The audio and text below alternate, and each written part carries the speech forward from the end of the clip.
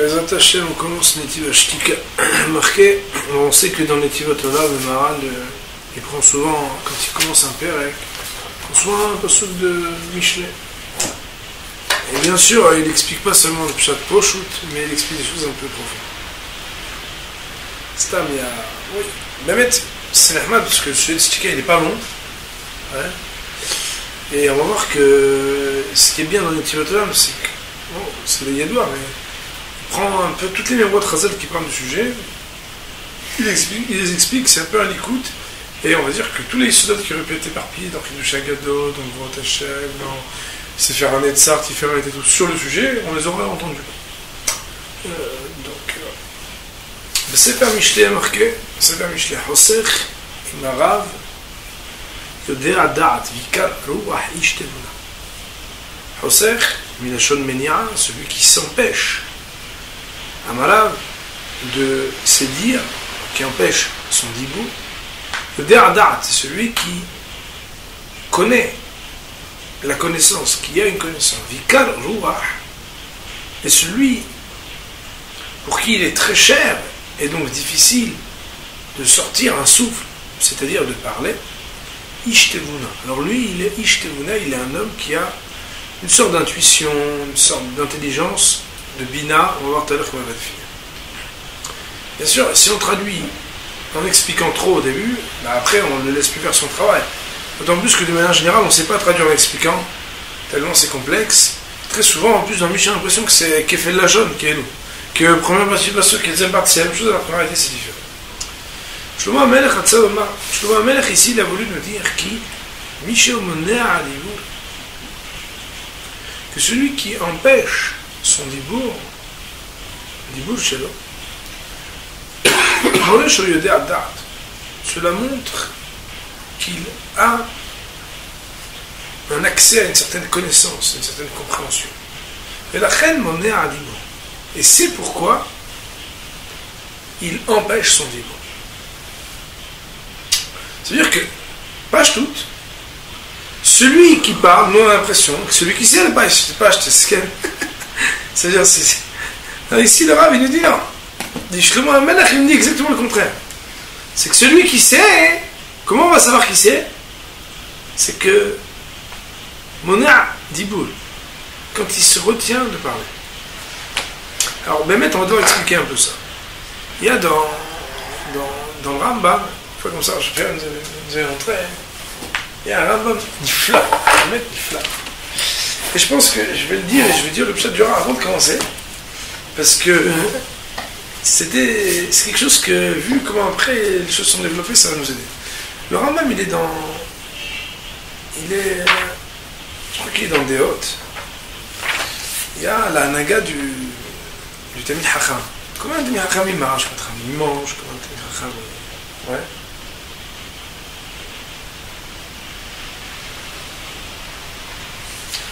Il y a comme un Tamid Hacham il parle.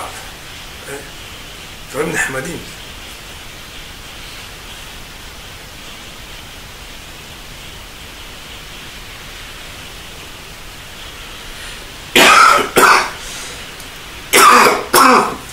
Il y a un lachon qui est comme ça.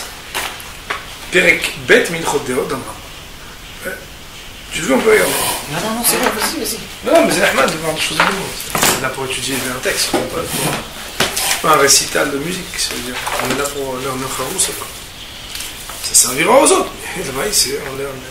Donc, comme on est dans Deot, Perek bet, à la Chadaret. Mais mettre que si on est l'Amdanim, alors on ne va pas pouvoir lire toute la race sans se poser plein de questions, mais on va dire, on va être mitmaquette sur une écoute. Le marqué le Olam, Yerbe Adam Bishtika, Velo Yidaber Ela, Obidevar Chokhma, Obedvarim Shetzarich Lem, Lehaye Goufo. C'est un principe. Un homme, il devra augmenter son silence. On comprend pas parce que normalement, le silence c'est pas augmenter. C'est amoindrir son dibour. Mais si il y a un shtika, agrandir la shtika. Moi je redis, diminue combien tu parles, ça s'appelle déjà la shtika. Non, veloy de berla, ou de chokhma. Et soit tu parles de chokhma, ou de venu shrim la haïgoufon. Soit quelque chose qui s'appelle chokhma. Nira, ça veut dire quelque chose qu'il faut être megalé, qu'il faut dévoiler. Oh, Bedvarim Shechlem, Haïgoufo, bien quelque chose qu'il a besoin pour Haïgoufo. Ça veut dire, c'est subsistance. Amrou al-Rav, Talmid Rabbeinu Kadosh, ils ont dit sur Rav, qui était l'élève de Rabbeinu Kadosh, Rabbi Lanassi, Shelo Sah Siha Betela Kodiyama, qu'il n'a jamais parlé d'une siha, une parole futile, une discussion en vaine, toute sa vie. Vezoi, Siha Tarov Kolada, et la Siha Betela, c'est la discussion de la plupart des hommes. Autrement dit, il était vraiment exceptionnel. Même quand quelqu'un il parle de choses qui font partie de son corps, c'est-à-dire de la vie, de ce dont il a besoin, il ne faut pas qu'il rallonge, qu'il multiplie les paroles.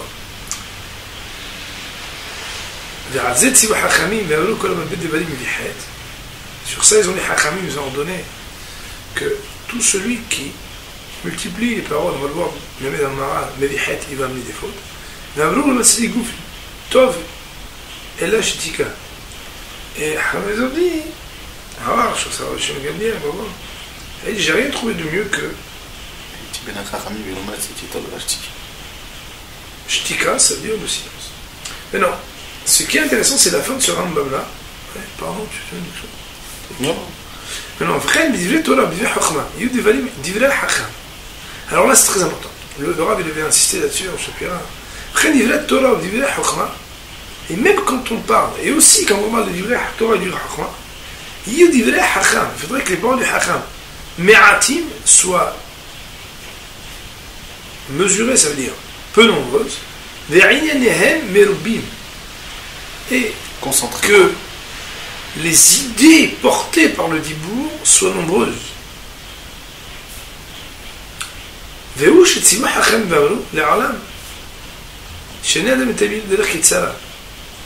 Et c'est ce à quoi font les gens qui disent qu'un homme doit enseigner à son élève.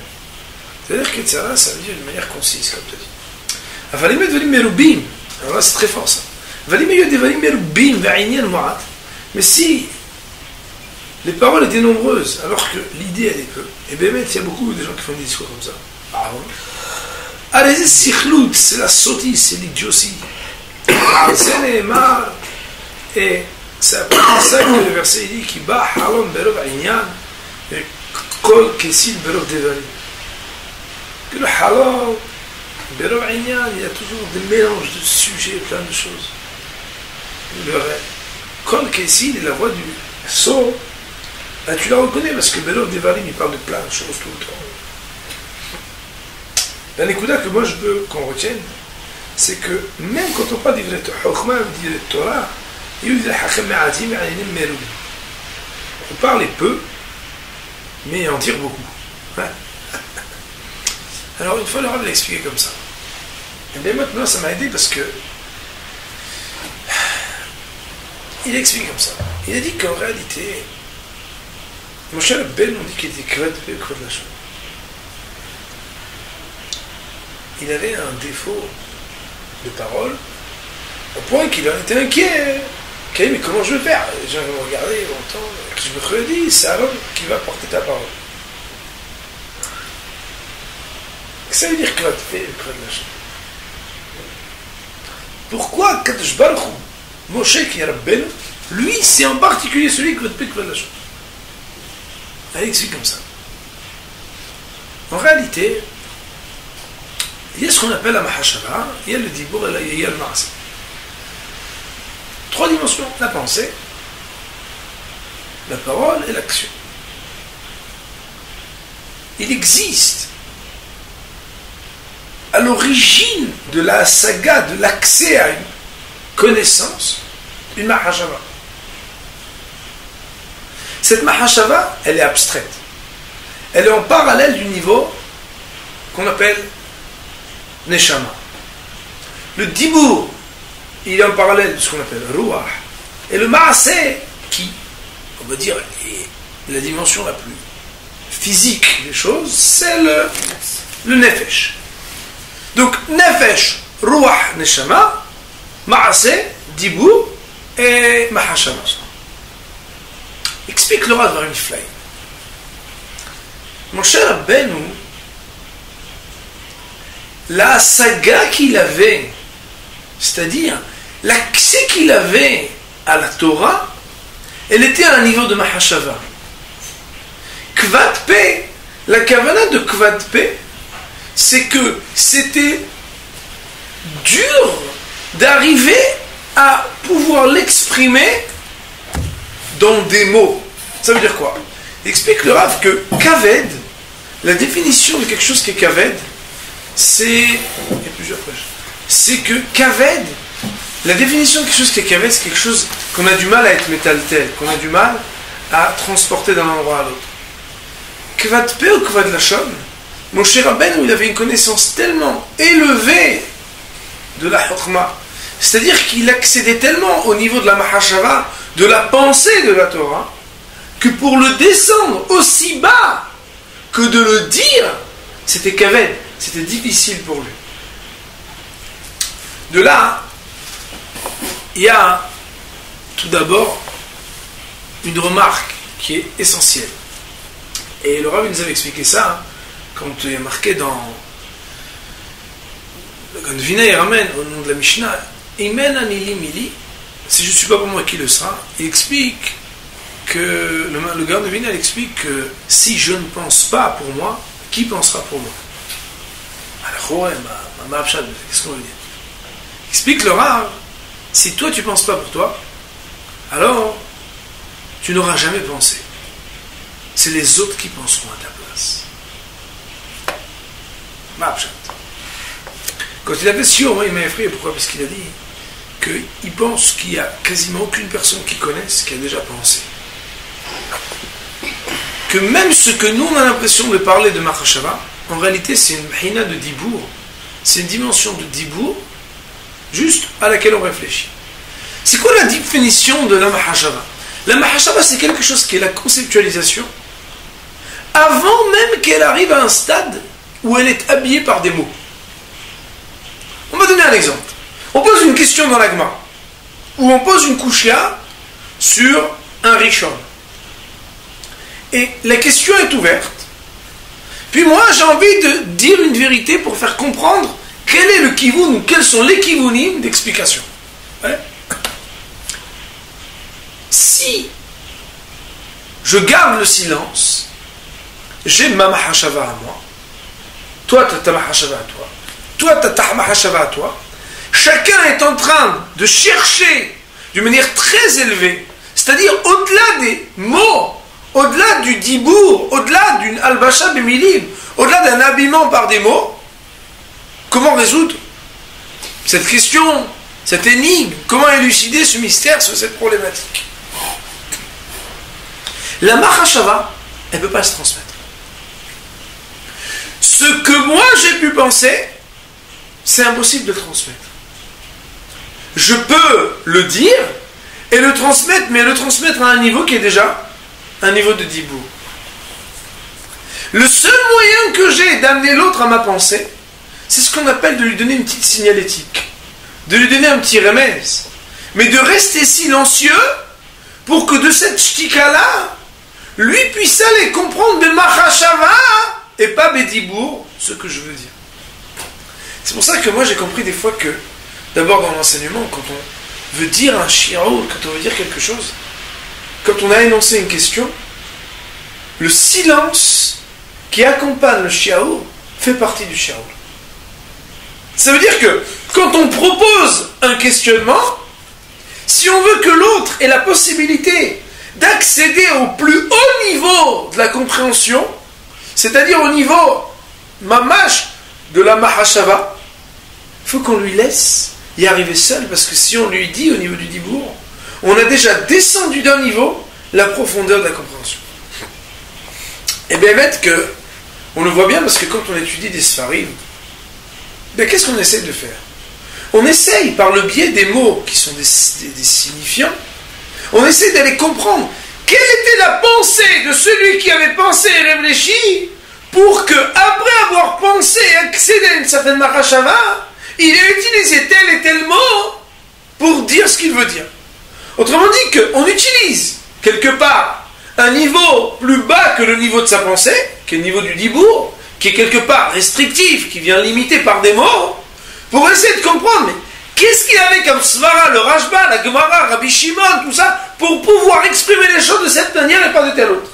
Pourquoi Rachid a dit comme ça et pas l'a dit comme ça? Selon quelle était la Mahashava qu'il avait pour le dire? Alors, le Rav, il a dit comme ça que, Bémet, quand on dit Hacham, quand on dit que le Hacham, il doit parler peu pour dire beaucoup, c'est qu'en réalité, dans la shtika qui est autour du dibour, c'est-à-dire que le dibour, il est tellement petit et concis que tout le reste, il est là pour que celui qui entend cette proposition à penser, il puisse aller jusqu'au bout de la pensée et accéder mamash au plus haut point. En d'autres termes, ça veut dire que quand on dit que Bémet, il y a Mahashava, Dibour et Maaseh, et qu'il y a un niveau qui s'appelle en parallèle de la Mahashava, la Neshama, en parallèle du Dibour, le Ruach, en parallèle du Maaseh, le Nefesh, eh bien, contrairement à ce qu'on aurait pu penser, quand quelqu'un il se retient de parler, ça ne montre pas qu'il ne sait pas. Au contraire, ça montre qu'il sait et qu'il a un accès plus profond encore que le simple fait de dire quelque chose lorsqu'il se retient de parler. Ouais.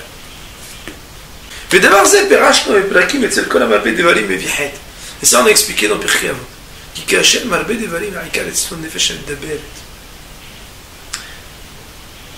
Que lorsque Bémet on multiplie trop les paroles, alors on exprime que l'essentiel de ce qui est mis en valeur chez cette personne-là, c'est Nefesh HaMedaberet. On appelle ça le Ruach. C'est-à-dire cette faculté, cette particularité de parler.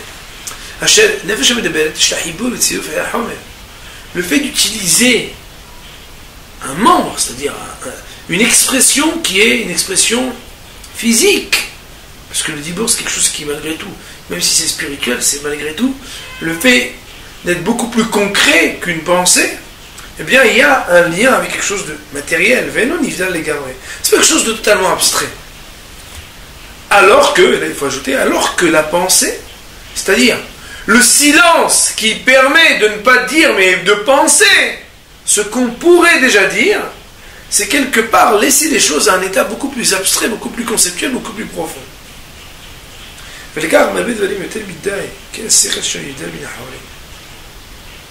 C'est la raison pour laquelle celui qui parle trop, lui, il montre que son intelligence, son esprit n'est pas à conceptualiser, à réfléchir de manière profonde, mais mamash, toujours d'avoir un lien facile, direct, avec directement une verbalisation, donc une sorte de comme si on ramenait les choses un peu plus bas.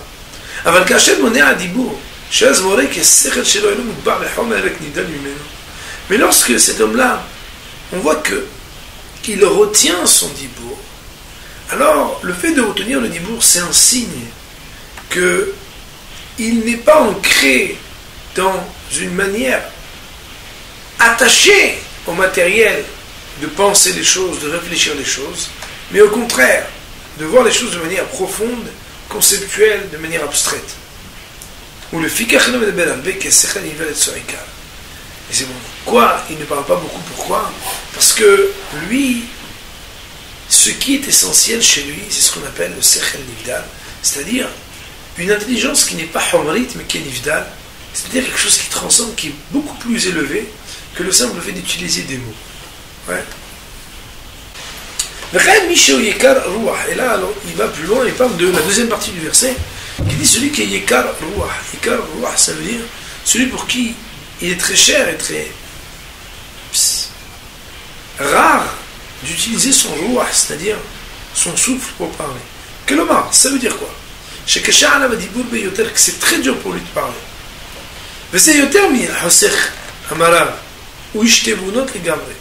Et c'est plus encore que celui qui se retient uniquement de parler. Celui pour qui c'est dur de parler, lui, il est beaucoup plus ishtevunot. Ça veut dire quoi ishtevunot? Ça veut dire un homme qui a une bina. Le Rav, il va définir lui-même, regardez. Qui kachet kasha alav l'otziat dibour, baal navon. celui qui a du mal à sortir des mots, hein, Baal Navon, lui, il a une bina. Chez un Navon, du terme Baal Da'at. Que dans la gradation, dans le verset où il y a Yodea Da'at et il y a Ishtevuna, ben le Navon, il est plus grand que le Da'at. Pourquoi? Qui a un Navon chez Motsi Daval Mitor Davar. Le Navon, c'est celui qui arrive, quand il accède à quelque chose, à réussir à faire des déductions et des compréhensions d'Aval Mitor Davar. C'est-à-dire que c'est celui qui, au Beth Midrash, quand on va dire un principe, il va penser, et parce qu'il a du mal à dire les choses, cet homme-là, ça va révéler que c'est celui qui pourra avoir un esprit de déduction plus grand que celui qui directement commence à parler et à moins difficilement s'exprimer.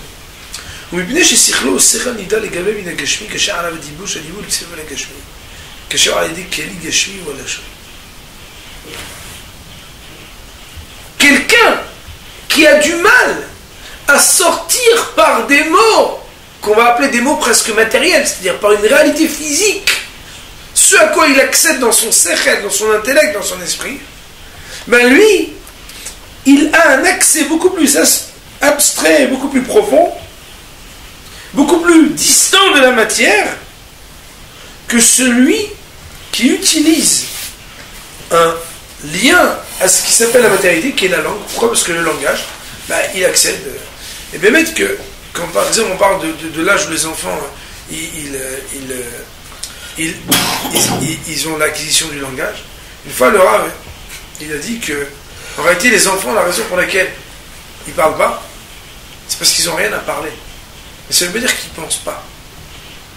Et bien mettre, quand on dit que tout se passe tellement tôt chez les enfants, et qu'ils observent, et qu'ils comprennent, et qu'ils ont comme ça quelque chose de très très nifdal, très profond dans la manière avec laquelle ils perçoivent les choses, la perception de l'enfant, elle est très puissante.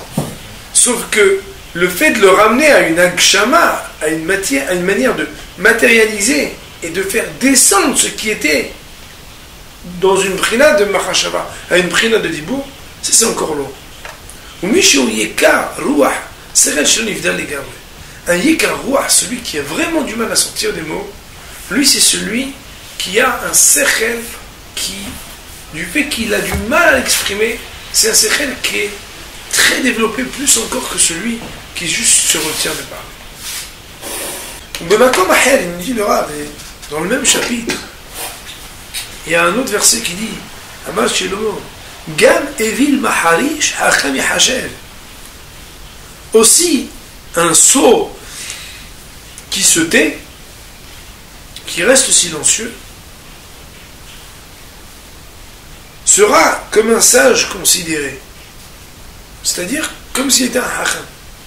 Au thème Sefatav Navon, celui qui fait obstacle à ses lèvres, c'est-à-dire qui bouge ses lèvres, est considéré comme un navon. On voit vraiment un parallèle entre, d'un côté, la hukma, dont on parle plus haut, et après de la tvuna, celui qui est mahari, celui qui est otem, on va voir. On sait le marque un sheras sechal shotek, c'est que lorsque quelqu'un il est sot, mais qu'il se tait, hacham et hachem, il peut être considéré comme un hacham. Pourquoi? On sait bien que quand quelqu'un il rentre, ouais, je donne un exemple, quand quelqu'un il rentre dans une pièce, hein, rien, un bonhomme il a une tête avec un drap de panim, un beau chapeau, un beau frac, et il rentre.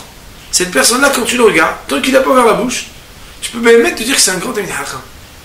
Parfois, quand il ouvre la bouche, tu te rends compte que c'est pas du tout ça. Un autre, tu le vois rentrer, mine de rien, il a l'air d'être rien du tout celui-là. Il rentre, casquette basket, ambiance sympa. Cette personne-là, donc tu la vois comme ça, tu sais pas ce qui se passe. Mais quand il ouvre la bouche pour poser une sheila, pour dire quelque chose, tu te rends compte que... Il dit, le sechal, l'imbécile, le sort. Quand il est choté, quand il se tait, hacham et chachev.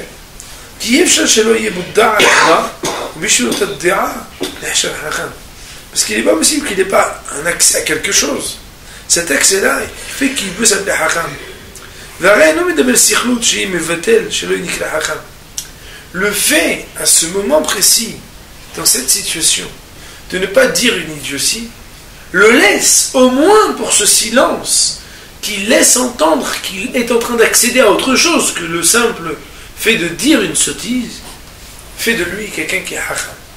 Alors, כאשר מדבר, שאז בוודאי מדבר sikhlut, mais dès qu'il commence à parler, ou comme c'est un sot, il fait que parler de sottise, בשביל כך נקרא שכל, alors tout de suite il a l'appellation d'imbécile.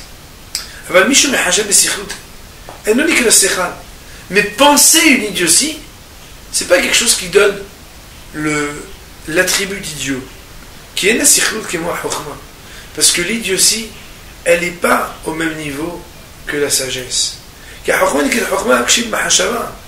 chokhma, la sagesse, elle peut être chez celui qui parle comme chez celui qui n'a pas encore parlé.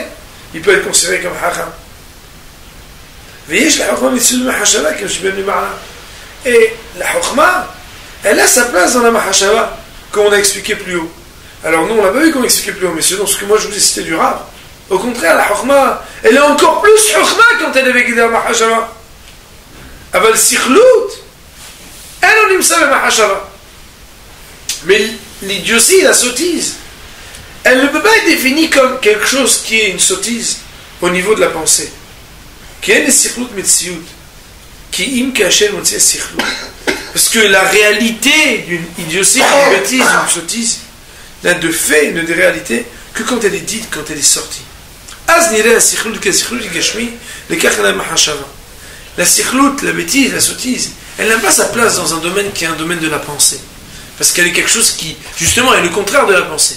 Le sechel, qui est, on va dire, l'accès à la compréhension des choses, quelque chose de nivdal, c'est quelque chose qui est élevé, qui transcende, qui dépasse. Le fait de parler d'une idiotie, d'une sottise, c'est forcément parler du contraire de quelque chose qui est nivdal. Le Rav Amar Gamel Maharish, Hacham et Chashem. C'est la raison pour laquelle on dit que même un sot qui est silencieux, pour cela sera considéré comme un Hacham. Puisque au stade de la pensée, l'idiotie, la sottise, n'est pas encore considérée comme une sottise. Et donc, cette personne-là, si au stade du silence, c'est-à-dire on reste dans une dimension de mahashava, de penser et non de parler, il a de quoi être Baal Da'at, avoir une conscience, une connaissance quelconque, alors au moins pour ça, il est considéré comme hacham. Ce qui n'est pas le cas lorsque il multiplie ses paroles. Parce que là on voit que les sottises vont être reconnues, vont transparaître dans ses paroles. Ve'ama, et le fait d'avoir ajouté Ve'otem sefatam navon, kemo shama levikar ruach ishtevuna. Quand on dit Otem sefatam, celui qui bouge ses lèvres, littéralement, lui il est navon, comme il est dit vikar ruach ishtevuna, en parallèle de ce qu'il y avait dans l'autre verset qu'on a cité. On sait le marque que Shadibo alav caché, quand de lui-même il a du mal à parler. Alors מורה שהוא נבון לגמרי, כאשר הוא רוצה לשמוע כמו שיתבהר. כנראה כפיר ici, il רוצה לדבר. C'est-à-dire que quand par sa nature même il a du mal à s'exprimer, au lieu de penser que c'est quelqu'un qui a un problème de compréhension, au contraire, c'est quelqu'un qui a un problème pour descendre du niveau de la compréhension au statut et au stade du dibour, c'est-à-dire d'habiller sa pensée sur des mots, mais ça ne veut pas dire qu'il est moins hacham, au contraire.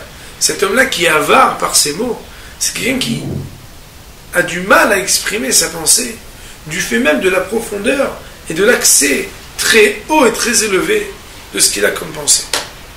Baruch Adonai Le'olam, Amen.